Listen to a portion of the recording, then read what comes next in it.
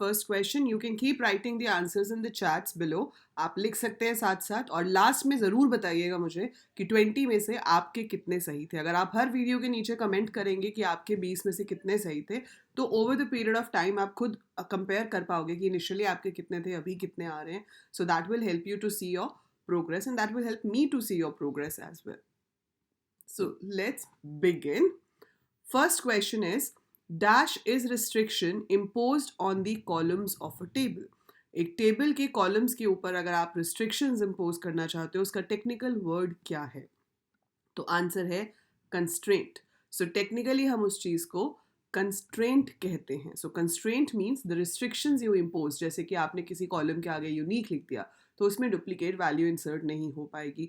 अगर आपने उसमें चाहते हो कि बाय डिफ़ॉल्ट अगर हम उसकी वैल्यू नहीं देते हैं तो नल आता है, पर आप चाहते हो कि नहीं भाई नल ना आए, उसकी जगह पर एक प्रॉपर वैल्यू आए, तो आप डिफ़ॉल्ट वैल्यू दे सकते हो. So those things are called constraints. तो constraint is the correct answer for this, option number B. Next question says, Dash is a database management software. Now, Dash is a database management software. MySQL है, Oracle है, SQL Server भी है, तो answer क्या हुआ? All of these. तो ये तीनों ही हमारे database management softwares हैं. That's why the answer is all of these. Next question is, update command comes under dash part of SQL. तो जो आपकी अपडेट कमांड है, ये किस पार्ट के अंदर आती है? सो update command comes under dash part of SQL. So it comes under DML, data manipulation language. इससे आप टेबल में पड़े हुए डेटा को मॉडिफाई कर सकते हो. बहुत बार बच्चे इसी चीज़ में कंफ्यूज रहते हैं कि ऑल्टर टेबल क्या होती है, अपडेट क्या होती है. तो भाई ऑल्टर टेबल का पर्पस है टेबल के स्ट्रक्चर को चेंज करना. नया कॉलम ऐड करना हो, उसका डेटा टाइप चेंज करना हो, कॉलम का नाम चेंज करना हो, या आपको कॉलम डिलीट करना हो. तो उसके लिए DDL command alter table use होती है. पर टेबल में पड़े हुए डेटा को अगर आपको सैलरी इंक्रीज करनी है, एम्प्लॉय का नाम चेंज करना है, एम्प्लॉय की जॉब चेंज करनी है, तो वहाँ पर हमारी जो कमांड यूज़ होती है that is update command, and it is a DML command, data manipulation language. SQL is case sensitive. No.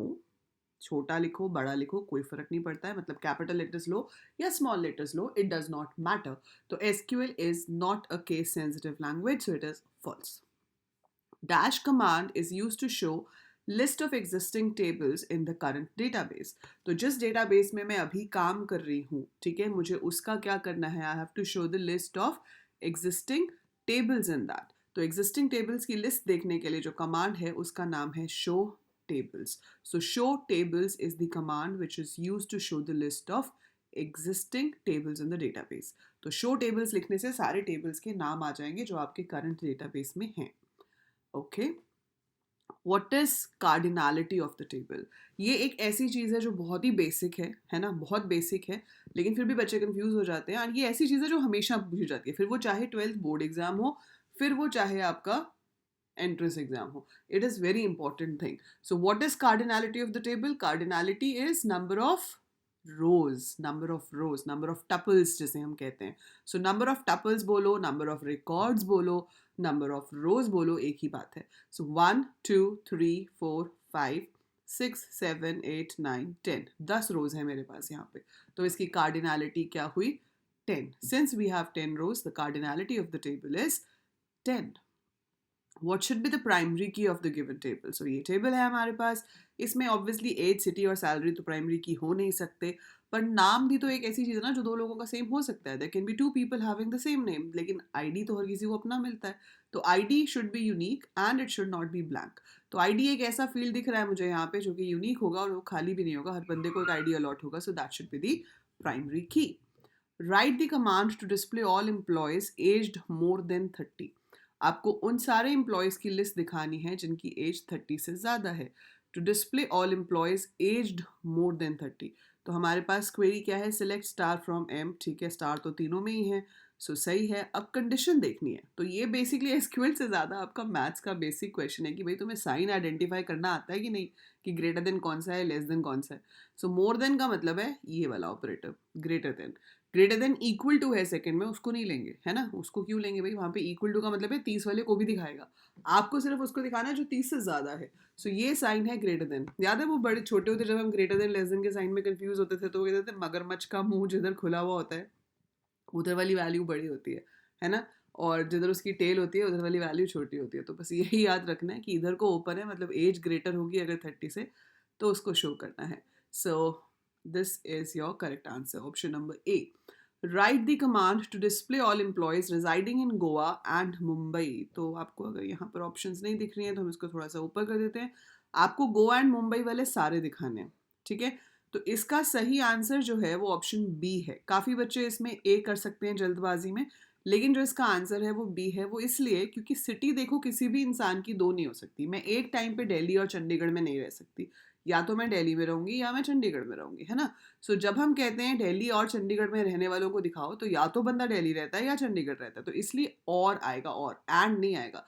अगर हमने एंड लिख दिया तो कंडीशन किसी पे भी ट्रू नहीं होगी, क्योंकि जिसकी सिटी मुंबई है उसकी गोवा नहीं होगी, जिसकी गोवा है उसकी मुंबई नहीं होगी। तो दोनों में से एक कंडीशन फॉल्स होने पे एंड क्या करता है, पूरे रिजल्ट को फॉल्स कर देता है। तो उस केस में आपका रिजल्ट आ जाएगा एम्प्टी सेट, खाली टेबल, ठीक है। बट हमें क्या चाहिए, मुंबई वाले भी आए गोवा वाले भी आए, तो इसलिए हम और लगाएंगे। ये ऑप्शन भी गलत है बिटवीन वाली, यहाँ अगर इन होता तो ये सही होता। So where city in Mumbai comma Goa होता तो it would have been correct, लेकिन बिटवीन है, बिटवीन हमेशा रेंज के लिए यूज होता है, basically use with dates and numeric values. Next question says, write the command to display all employees earning between 40,000 and 50,000. Table आपको गिवन है, आपको बताना है 40 से 50,000 के बीच में जिनकी सैलरीज है उनको दिखाओ। तो देखो इन, अभी तो मैं बताया कि सिंपल इक्वल टू चेक करता है, तो इन तो होगा नहीं, है ना। अब इसमें ऑप्शन नंबर ए जो है वो भी वही शो कर रही है, between 40,000 and 50,000। Select star from M पर सैलरी बिटवीन 40,000 एंड 50,000 की 40,000 हुई तो भी दिखाएगा, 40,000 एक रुपये हुई तो भी दिखाएगा। सिमिलर वे 49,999 हुई तो भी दिखाएगा, 50,000 हुई तो भी दिखाएगा। सो बिटवीन में ये दोनों लिमिट्स भी इंक्लूडेड होती हैं, और बीच में जितने भी होते हैं वो सारे भी इंक्लूडेड होते हैं। सेम काम आपकी ये सेकेंड क्वेरी भी कर रही है ना, सेम काम कर रही है। सो हमारा आंसर क्या हो जाएगा, आंसर क्या हो जाएगा, both A and B. So D will be our correct answer, that is both A and B. ठीक है, बता दो भाई कमेंट्स में कहाँ तक पहुंचे, कितने सही निकले अभी तक, है ना। Next is write the command to display all employees whose surname is Singh. So surname Singh है तो सरनेम हमेशा नेम के पीछे आता है, तो surname always comes at the end of the name. So it should be select star from M where name like Singh percentage. नहीं, इसका तो मतलब है कि सिंह पहले होना चाहिए, पीछे कुछ भी हो सकता है। इसका मतलब है पहले कोई एक या दो लेटर्स हैं उसके पीछे सिंह है। नहीं, हमें तो ये चाहिए कि पहले कुछ भी हो पीछे सिंह होना चाहिए। तो इसमें से आपका सही आंसर, ये तीनों में ही परसेंटेज सिंह लिखा हुआ है, लेकिन ऑपरेटर जो सही है वो है लाइक, इन या इज नहीं होता। सो इसलिए आंसर है E, select star from M where like name like percentage Singh, कि पहले कितने भी लेटर्स हो सकते हैं, लास्ट में जो है वो सिंह होना चाहिए। Next question is, write the command to display name and age of all employees in increasing order of age. So जब increasing decreasing की बात आ जाए उसका क्या मतलब है, उसका मतलब है कि भाई order by को लेकर आओ, है ना। So जहाँ पर आपको आ जाए कि ascending descending में arrange करो, increasing decreasing में arrange करो, मतलब order by चाहिए। So command to display name and age है तो इसलिए select name comma age from M, order by age. So B is the correct answer for this query. तो इसका सही आंसर है ऑप्शन नंबर B. नेक्स्ट है what is the cardinality of the given table. Again this table is given, अभी हमने दूसरे table के लिए किया था, तो इसकी कार्डिनलिटी क्या है, नंबर ऑफ रोज, 6 रोज हैं, 6 इसकी कार्डिनलिटी हो जाएगी, तो 6 is the cardinality of this table. Select max age from customer details, ये हमारे पास एज है, अब इसमें से मैक्सिमम वैल्यू देख लो, सिंपल 42। सो यहाँ पर 52 है, बट 52 को आंसर नहीं करना, मैक्स यहाँ से देखो, यहाँ से मत देखना। सो यहाँ से मैक्स देखेंगे, इसमें से सबसे बड़ी वैल्यू है 42। So your answer is option number A, 42। Select round AVG bracket में age from customer details where address is equal to Miami. ठीक है, तो अब हमें क्या करना है भाई, एड्रेस देख लेते हैं पहले। तो मियामी कहाँ है, 2 जगह पे है, ठीक है, 2 जगह पे है, यहाँ पे है मियामी और यहाँ पे है मियामी। अब इसका करना क्या है, एवरेज एज निकालनी है, तो ये है 18 और ये है 29। So this becomes 30, 47। तो 47 बन गया ये, है ना। 47/2 करेंगे तो 47/2 इज 23.5, यही बना ना। 23.5 राउंड कर रहे हैं तो 23.5 कितने डेसिमल प्लेस तक राउंड करना है ये तो बताया नहीं हुआ।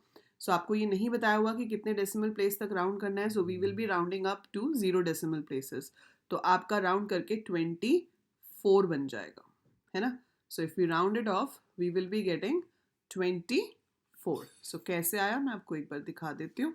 सो यहाँ पर से हमने किस किस को लिया, मियामी वालों को।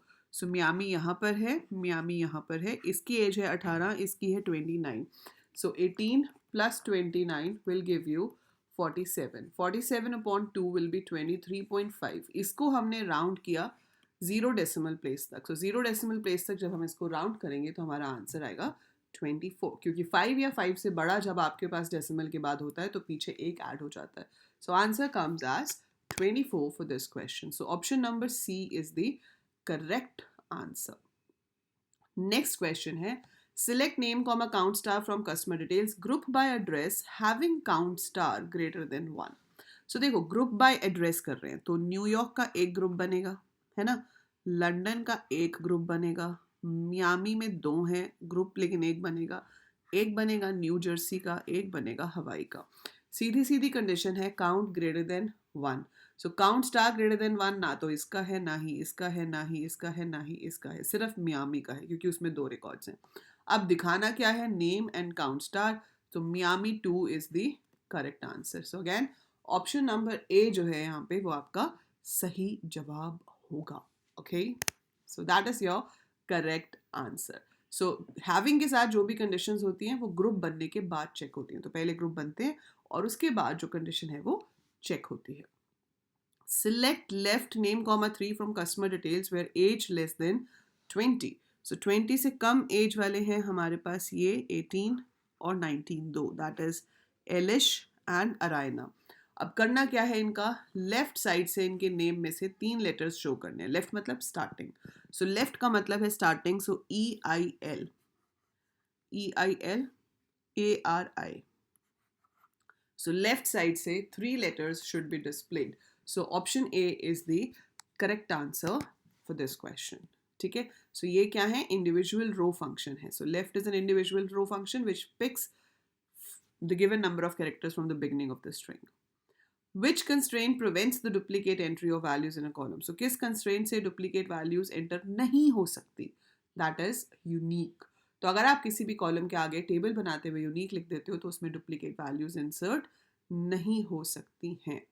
Which command deletes all the rows of a table named student but empty table structure will still remain in the memory? ठीक है, so answer is truncate table student। इससे क्या होता है, डेटा डिलीट हो जाता है, टेबल मेमोरी में रह जाता है। ड्रॉप से टेबल भी गया, डेटा तो जाएगा ही जाएगा, table is also gone from the memory.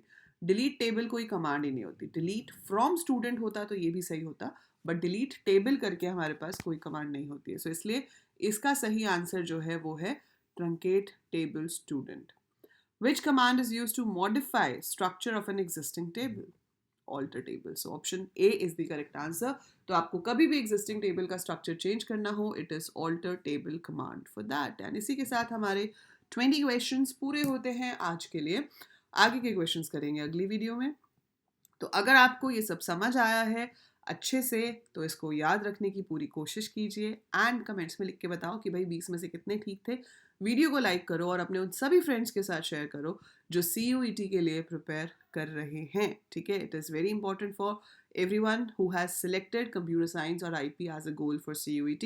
Channel को सब्सक्राइब कर लीजिए क्योंकि इतना ही नहीं, CUET की प्रिपरेशन तो आप यहाँ करोगे ही, इसके साथ साथ जब आपकी एडमिशन हो जाएगी BCA में या BSc में या BTech में, तो उसके बाद उसके जो सब्जेक्ट्स हैं throughout your college and your placement preparation we are going to do है।